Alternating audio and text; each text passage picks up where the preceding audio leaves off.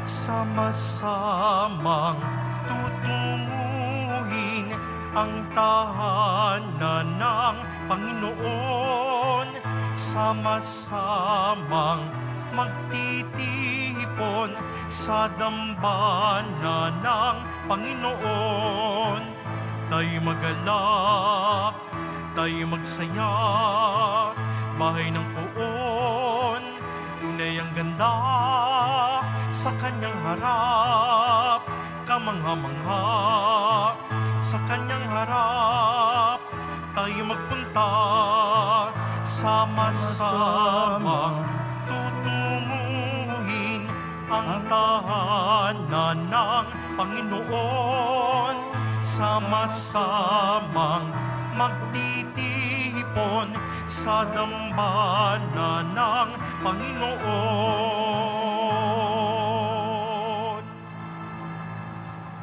Sa ngalan ng Ama at ng Anak at ng Espiritu Santo. Amen. Ang pagpapala ng ating Panginoong Jesucristo, ang pag-ibig ng Diyos Ama, at ang pagkakaisa ng Espiritu Santo naway sumainyong lahat. At sumaiyo rin. Mga kapatid, ngayon ay kapistahan ng pagtatalaga ng Katedral ng Maynila. At ngayon araw rin ng Pong Jesus Nazareno. At isama natin sa misang ito ang inyong mga intensyon, kayong narito sa loob at sa labas ng dambana ng itim na Nazareno. Ang mga intensyon ng mga nakiisa sa atin sa pamamagitan ng live streaming through Facebook Live, YouTube, Twitter, TV at iba pang social media, at ang mga na-cross-posting ng mga chapels, groups at communities. Sama na natin sa misang ito ang mga intensyon ng mga naitala para sa pamisa ngayon at ang intensyon ng ating Santo Papa para sa kapayapaan ng buong mundo. At pangalawa, para sa pagkaroon ng simbahang sinodal. At pangatlo, ang ating intensyon para magkaroon tayo ng pag-igpaw. Minamahal ko mga kapatid, ipinagdiriwang natin ngayon ang kapistahan ng anibersaryo ng pagtatalaga ng Katedral ng Maynila. Kasama ni Maria na ipinaglihing walang sala. Magpasalamat tayo sa Diyos sa ating katedral, ang inang simbahan ng ating bansa at tanda ng panampalataya at katatagan ng diwang Pilipino. Manalangin tayo na sa ating pagtitipon sa hapag ng Panginoon, tayo'y mapalapit kay Kristo, ang buhay na bato, at sa kanyang pamagitan, tayo maging banal na templo ng Diyos. Upang tayo maging marapat gumanap sa banal na pagdiriwang, aminin po natin at pagsisihan ang ating mga kasalanan. Inaamin ko sa makapangyarihang Diyos at sa inyong kapatid, na lubha ako nagkasala sa isip, sa salita, sa gawa, at sa aking pagkukulang. Kaya isinasamo ko sa mahal na Birhen Maria, sa lahat ng mga anghel at mga banal, at sa inyong kapatid, na ako'y panalangin sa Panginoong ating Diyos. Paawaan tayo makapangyarihang Diyos, patawarin tayo sa ating mga kasalanan, at patnubayan tayo sa buhay na walang hanggan. Amen. Panginoon, kaawaan mo kami. Panginoon, kaawaan mo kami. Kristo, kaawaan mo kami. Kristo, kaawaan mo kami. Panginoon, kaawaan mo kami. Panginoon, kaawaan mo kami.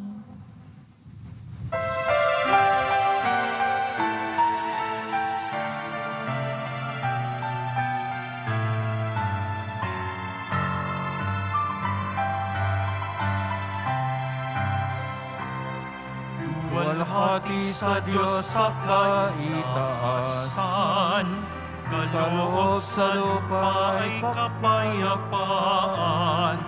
Pinupuri ka't ipinagdarangal, sinasamba ka dahil sa dakila mong kalwalhatian. Panginoon naming Diyos, Hari ng langit, Amang makapangyarihan, Panginoong Jesucristo, bugtong na anak ng Diyos, Kordero ng Ama. Ikaw na nag-aalis ng mga kasalanan ng sanlibutan.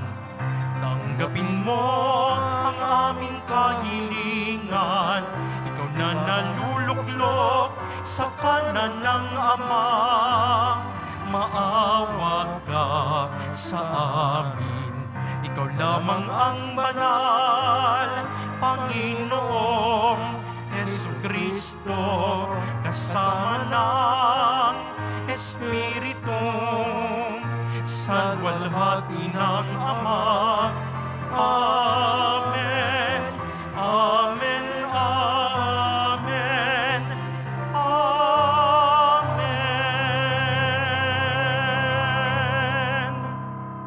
Manalangin tayo. Ama naming makapangyarihan, mula sa mga buhay at piniling bato, ikaw ay nagtayo ng dakila at walang maliw na tahanan mo. Pag-ibayuhin mo ang paglukob ng Espiritu ng iyong kagadahang loob sa iyong sambayanan upang kami lalong sumulong bilang iyong lungsod ng kapayapaan sa kalangitan sa pamagitan ni Kristo kasama ng Espiritu Santo magpasawalang hanggan. Amen. Magsiupo na po ang lahat.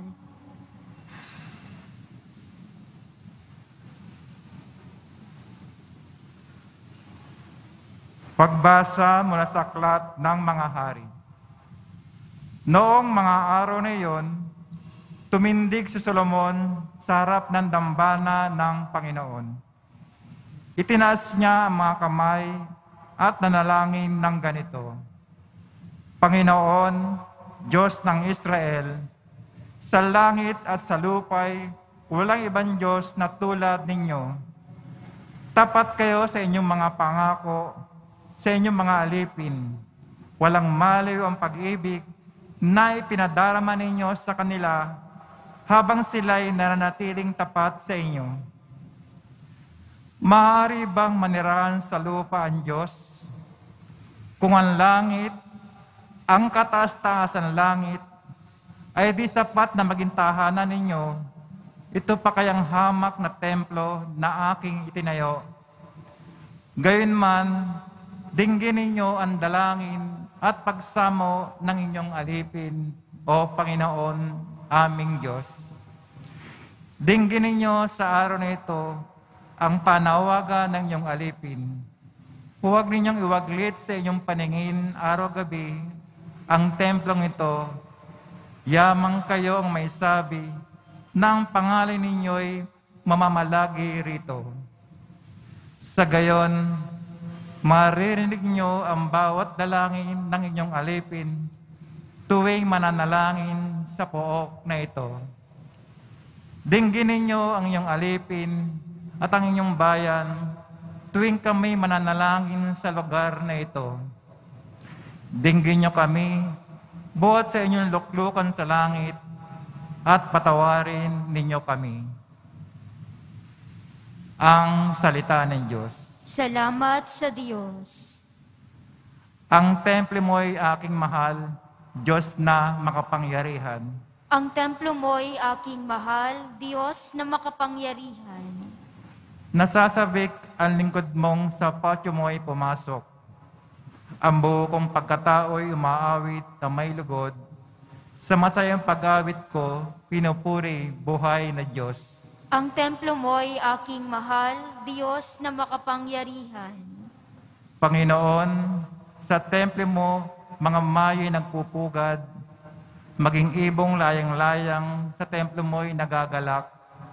Mga inakay na kalinga sa tabi ng iyong altar, o poon hari namin at Diyos na walang kupas. Ang templo mo'y aking mahal, Diyos na makapangyarihan.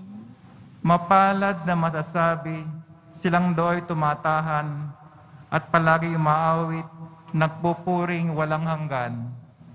Basbasan mo, Panginoon, yaong hari naming mahal. Pagpalain na po siya, yamang ikaw ang humirang. Ang templo mo'y aking mahal, Diyos na makapangyarihan. Kahit isang araw lamang, gusto ko pang sa templo mo, kaysa 1,000 araw na iba ang tahanan ko. Gusto ko pang maging bantay sa pinto ng iyong templo kesa ako'y mapasama sa masasamang mga tao. Ang templo mo'y aking mahal, Diyos na makapangyarihan. Magsitayo po ang lahat.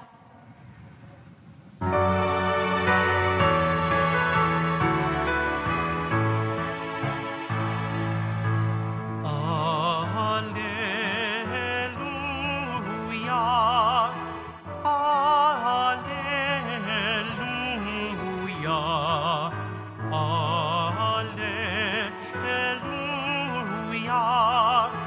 Alleluia, Alleluia. Sa kanila ang templo, magiging Diyos nila ako. Sila'y magiging bayan ko. Alleluia, Alleluia, Alleluia,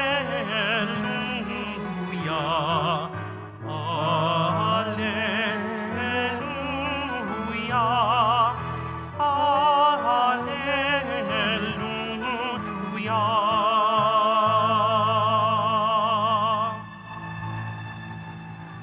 Sumainyo ang Panginoon. At sumaiyo rin. Ang mabuting balita ng Panginoon ayon kay San Juan.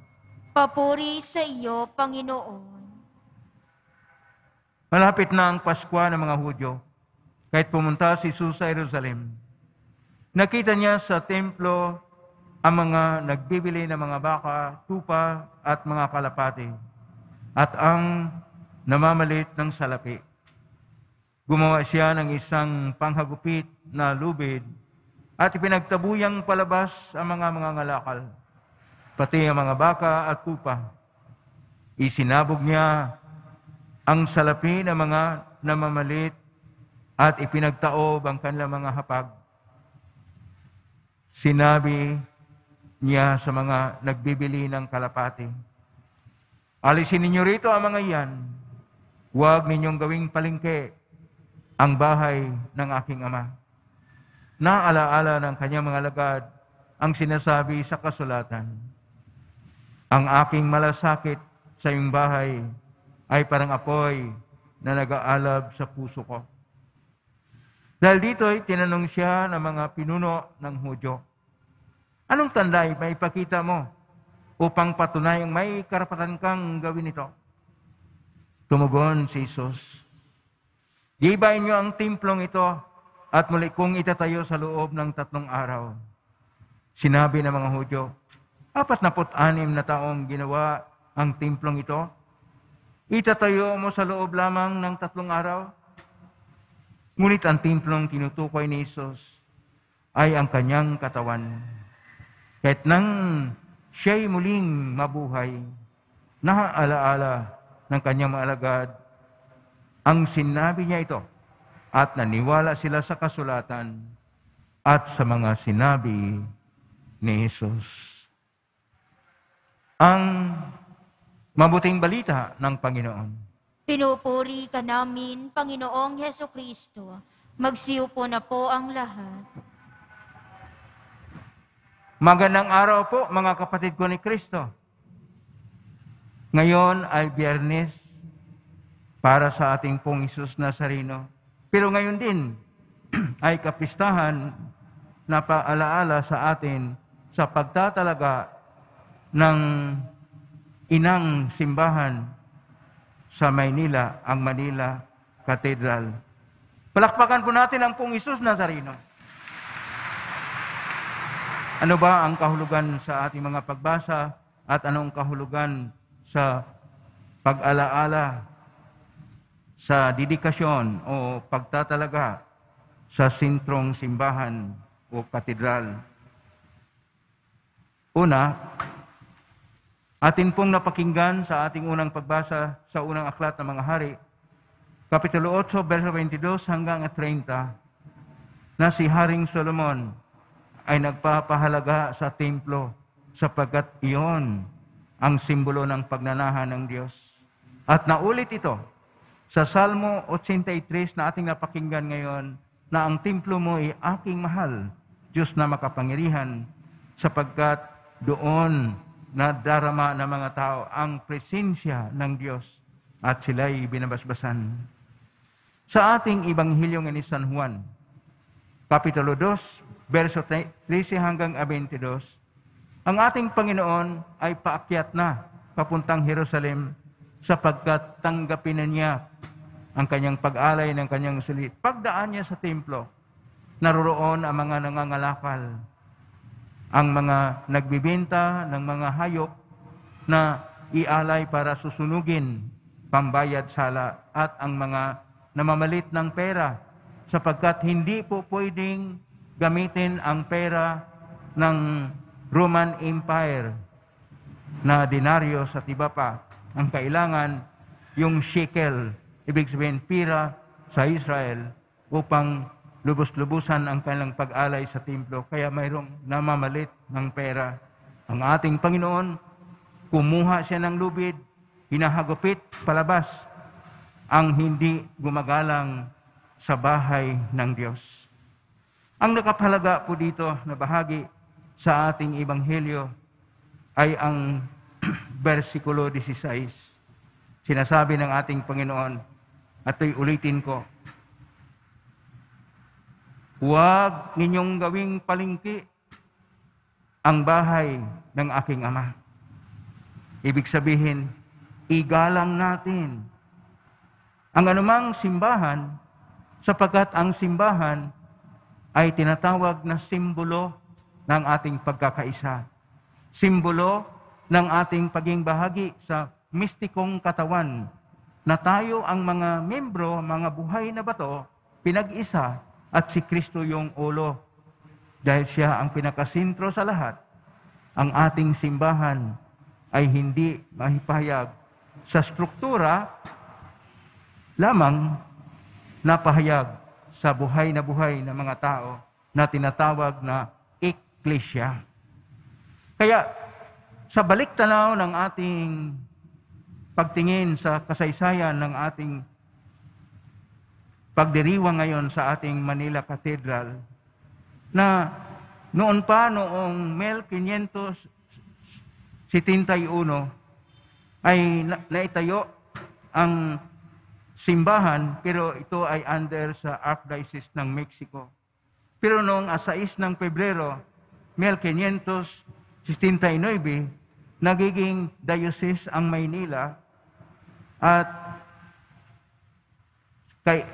naging bahagi ito sa kasaysayan na initayo na ang pinakamatanda, pinakasentro na katedral. Katedral mula sa salitang katedra, upuan, dahil doon nakaupo ang pinuno na obispo.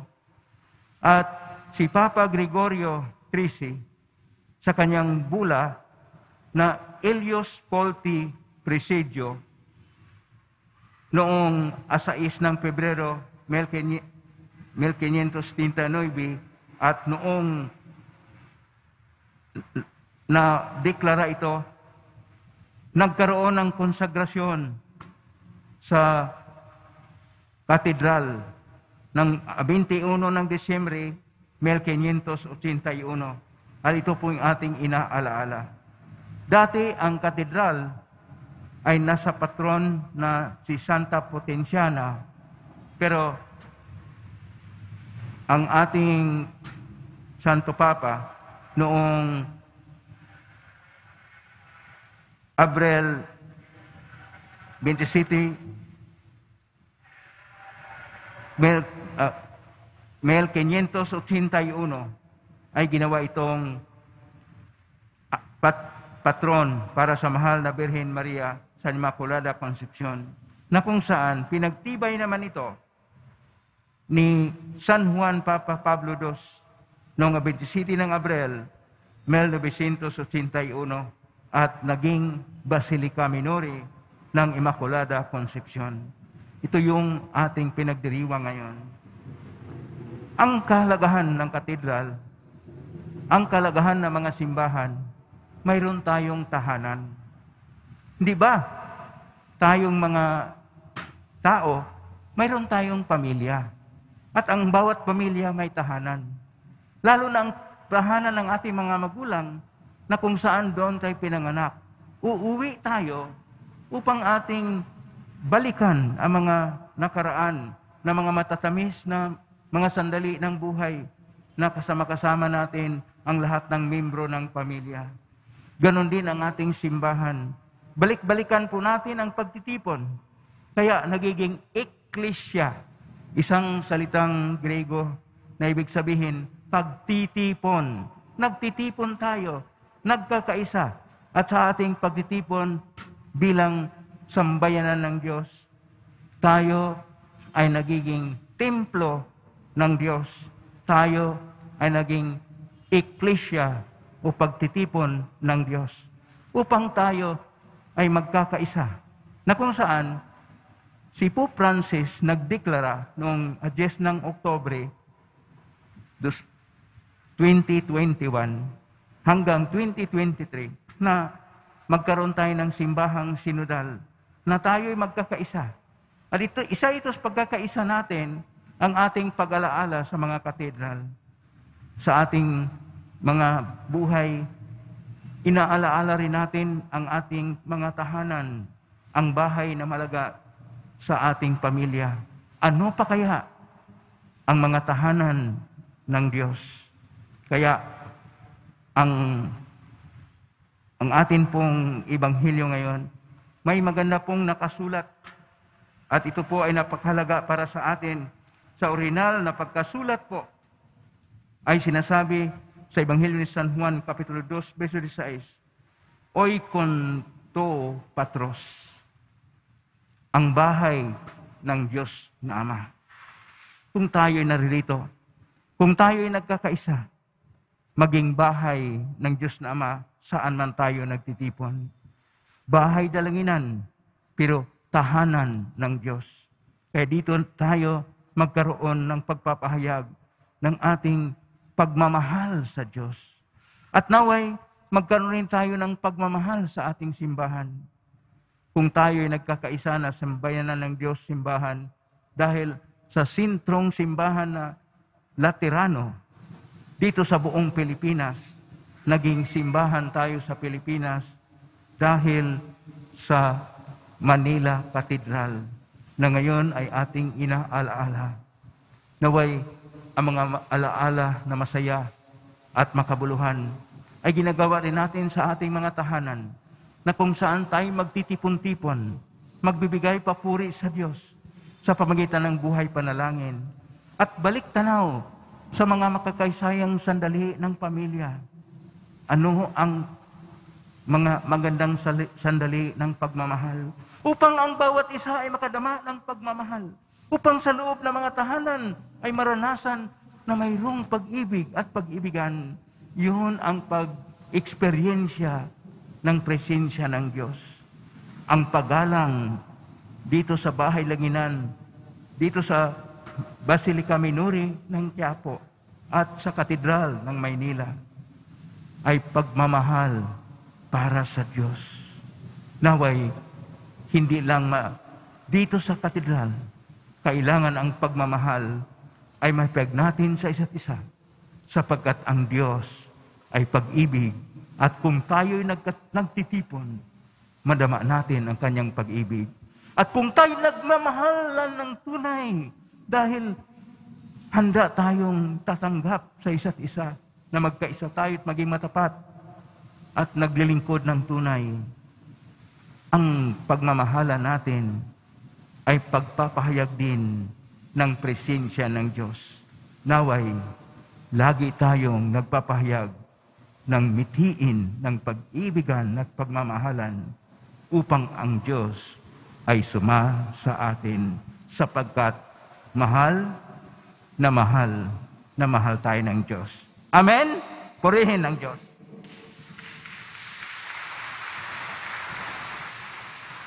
Magsitayo po ang lahat.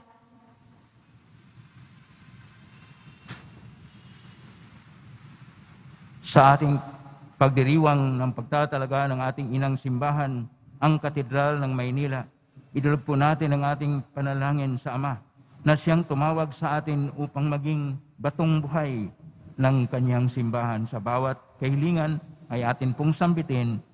Panginoon, dinggin mo ang aming panalangin. Panginoon, dinggin mo ang aming panalangin. Upang ang banal na simbahan sa lahat ng dako ay makapag-alay ng nararapat at magalang na pagsamba, manalangin tayo. Panginoon, dinggin mo ang aming panalangin. Upang ang lahat ng nagkakatipon sa sambayanan ng simbahan ay makatagpo ng biyaya at kapayapaan, manalangin tayo. Panginoon, dinggin mo ang aming panalangin. Upang ang mga nangangalaga sa simbahan ay maging matyaga sa kanilang paglilingkod, manalangin tayo. Panginoon, dinggin mo ang aming panalangin. Upang lagi nating igalang ang bawat dambana ng Diyos, manalangin tayo. Panginoon, dinggin mo ang aming panalangin. Upang ang mga yumaong kasapi ng simbahan ay magtamasa ng walang hanggang liwanag at kapayapaan, manalangin tayo. Panginoon, dinggin mo ang aming panalangin. Sa tahimik, idulog natin sa Panginoon ang ating mga sariling kahilingan. Ama, sa aming pagdiriwang ng pagtatalaga sa Katedral ng Maynila, dingin mo ang panalangin ng iyong bayan na muling nagkakatipon sa iyong hapag. Niling namin ito sa pamagitan ni Kristong aming Panginoon. Amen. Magsiupo na po ang lahat.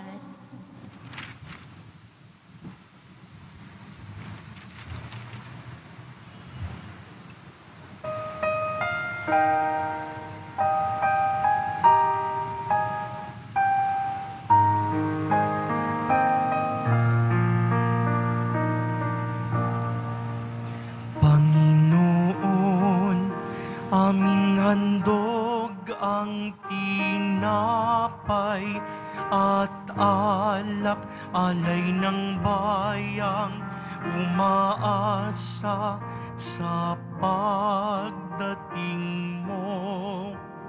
Gayon din aming hinahanda ang aming puso upang dito'y manahan ka sa pagdating mo.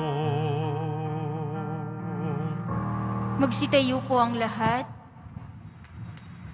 Manalangin ng kapatid upang paghahain natin ay kalugdan ng Diyos Amang makapangyarihan. Tanggapin nawa ng Panginoon itong paghahain sa iyong mga kamay, sa kapurihan niya at karangalan sa ating kapakinabangan, at sa buong sambayanan niyang banal. Ama naming lumikha, tanggapin mo ang paghahain ito at ipagkaloob mo sa mga nananalangin sa iyo ang lakas na dulot ng pagkikinabang sa mga inaalay dito. Sa pamagitan ni Jesucristo, kasama ng Espiritu Santo magpasawalang hanggan. Amen.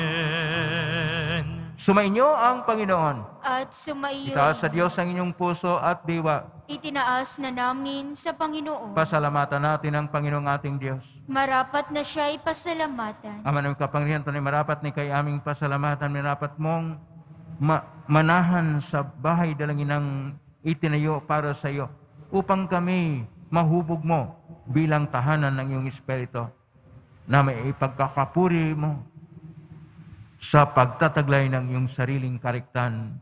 Itinaga mo sa iyong kabanalan ang gusaling kababanaagan ng iyong tinitipong sambay ng kaisa ng anak mo, palagi nang makapagluwal na mga kasapi na sa iyo'y sasapit ng maluwalhati. Kaya kaisa namang anghel sisiawit ng papuri sa iyo, nang mulahumpay sa kalangitan, kami nagbubunyi sa iyong kadakilaan.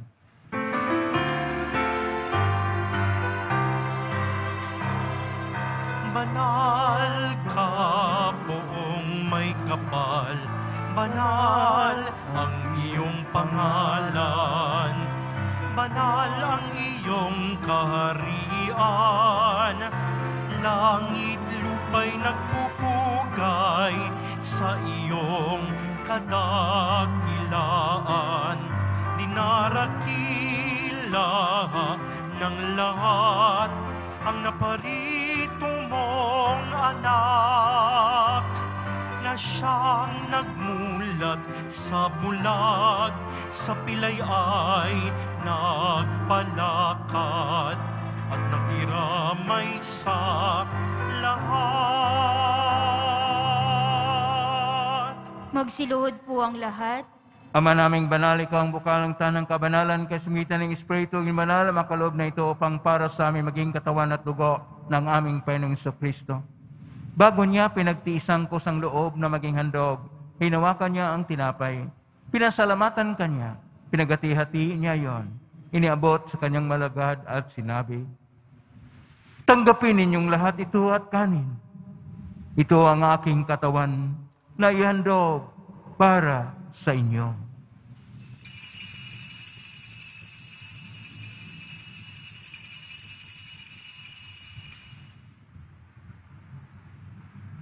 Gaya naman nung matapos ang hapunan, hinawakan niya ang kalis, muli kanyang pinasalamatan.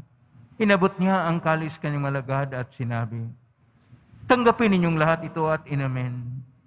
Ito ang kalis ng aking dugo ng bago at walang gantipan. Ang aking dugo na ibubuhos para sa inyo at para sa lahat sa ikapagpapatawad ng mga kasalanan. Gawin niyo ito sa pag-alala sa akin."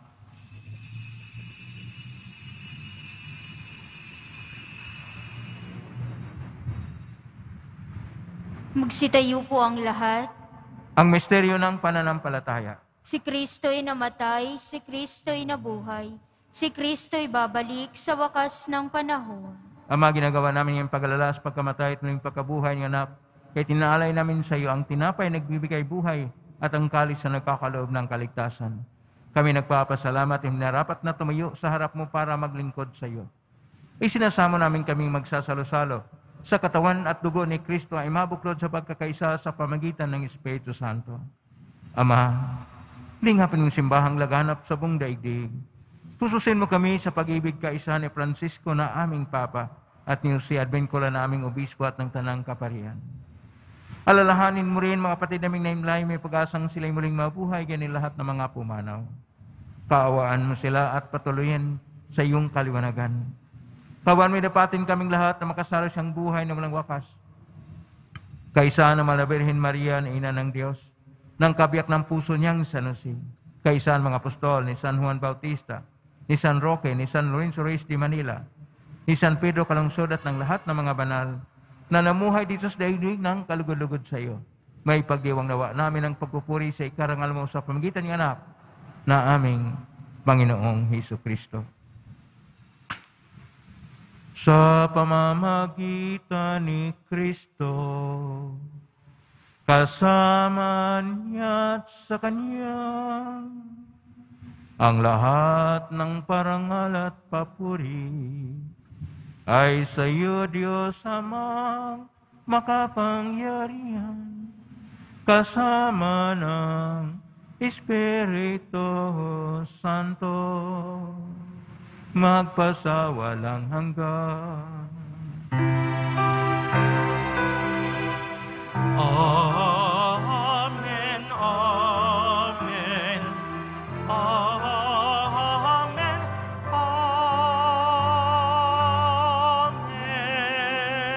amen.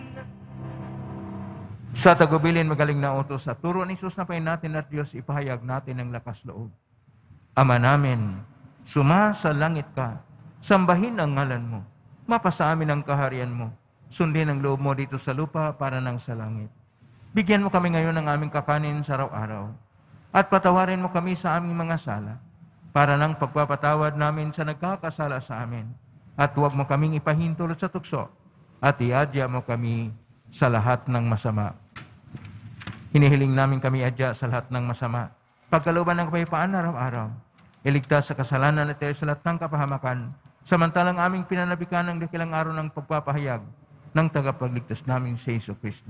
Sapagkat iyo ang kaharian at ang kapangyarihan at ang kapurihan magpakailanman. Amen. Panginoong Jesucristo, sinasabi mo sa mga apostol, kapayapaan ang iniiwan ko sa inyo, ang aking kapayapaan ang binibigay ko sa inyo. Tunghayin mo ang aming panampalataya at huwag ang aming pagkakasala. Pagkalooban mo kami ng kapayapaan at pagkakaisahin sa kalooban, kasama ng Espiritu Santo magpa sa walang hanggan. Amen. Ang kapayapaan ng Panginoon ay laging sumainyo. At sumaiyo rin. Magbigay kayo ng kapayapaan sa isa't isa. Kapayapaan sila. Kordero ng Diyos na nag-aalis ng mga kasalanan ng sanlibutan, maawa ka sa amin. Kordero ng Diyos na nag-aalis ng mga kasalanan ng sanlibutan, maawa ka sa amin. Kordero ng Diyos na nag-aalis ng mga kasalanan ng sanlibutan, ipagkaloob mo sa amin ang kapayapaan. Magsiluhod po ang lahat. Ito ang kordero ng Diyos. Ito ang nag-aalis na makasalanan ng sanlibutan. Mapalad ang mga inaanyayahan sa piging ng kordero. Panginoon, hindi ako karapat-dapat na magpatuloy sa iyo, ngunit sa isang salita mo lamang ay gagaling na ako. Katawan ni Kristo. Amen.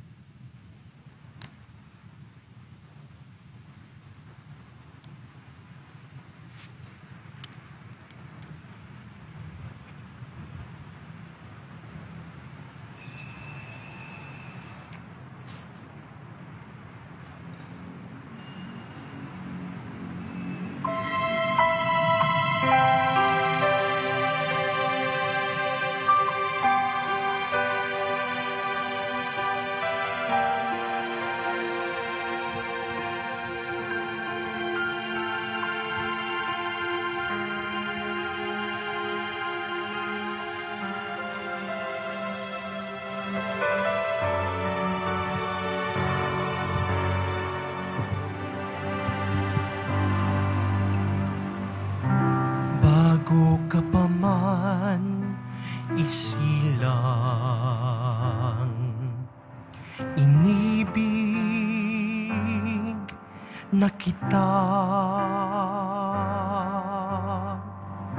Bawat sandali ng iyong buhay,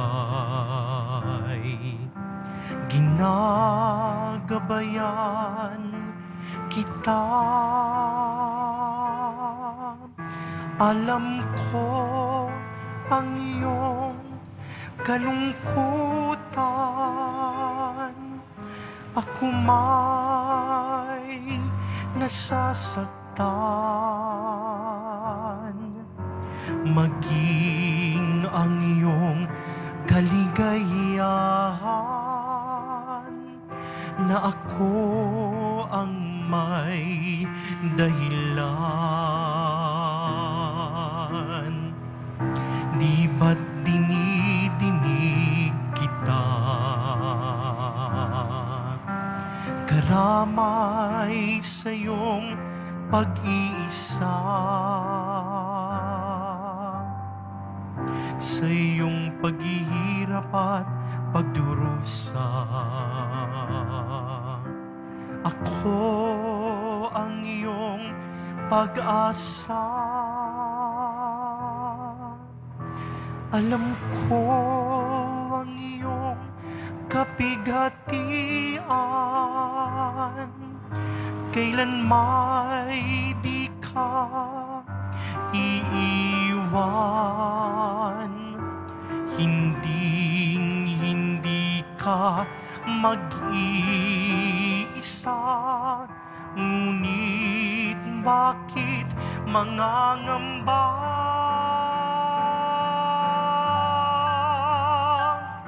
Bakit kayo natatakot? Wala pa ba kayong pananalig?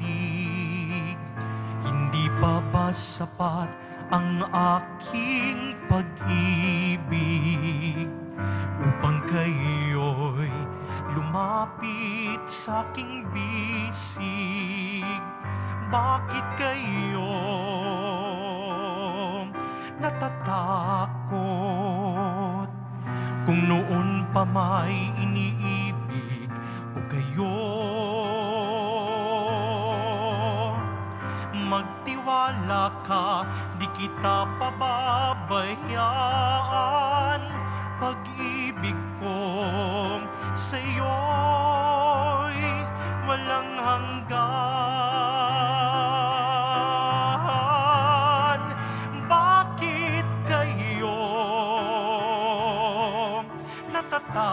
takot.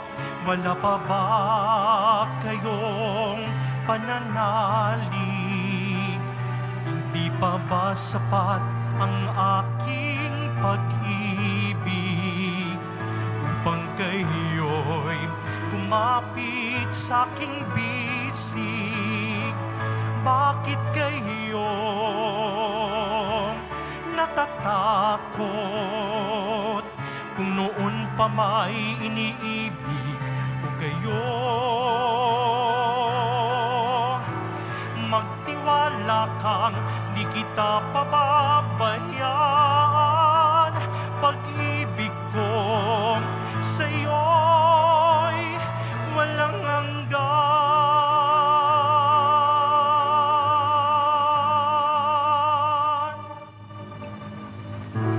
Wala pa rin ba kayong pananalig kung sabihin ika'y iniibig? Ako si Jesus, iniibig kita. Magsitayo po ang lahat. Manalangin tayo. Ama naming mapagmahal, loob mo ang lungsod ng Kawayapaan sa langit ay aming mabanaagan. Sa nakikita naming sambayanan mo sa lupang ibabaw, ipagkaloob mong sa aming pakikinabang, kami panahanan ng iyong kaganahang loob, at ang tahanan ng iyong kadakilaan sa langit ay aming mapasok sa pamagitan ni Jesucristo, kasama ng Espiritu Santo magpasa walang hanggan. Amen. Sumainyo ang Panginoon. At sumaiyo rin. Mahal na pong Isus Nazareno, inayagos na ng cross ang walang maloy na pag-ibig ng Diyos ng katauhan. Pakinggan mong kailangan ang kanan nagsusumamo sa iyo. Makamtan na walang katugunan, tanggapin ang kasagutan, may utang na loob na tinatanang. Basbasan di po ninyo ang malamang imahin at dasalan. Sa pamagitan ng benisyon nito na may malalang pangako ng sa binyag, na ikaw ang kailangang ibigin at paglalingkuran bilang Panginoon magpa sa walang hanggan. Amen. Pagpalain kayo ng makapangyarihang Diyos, Ama at Anak at Espiritu Santo. Amen. Kumay kang taglayang kapayapaan, pag-ibig at pag-asa ng Pong Isus Nazareno. Salamat sa Diyos. Purihin natin ang Pong Isus Nazareno.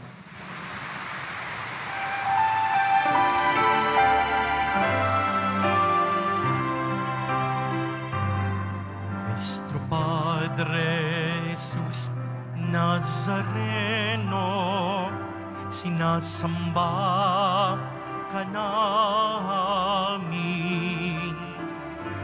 pinipintungo ka namin, aral mo ang aming buhay at kaligtasan.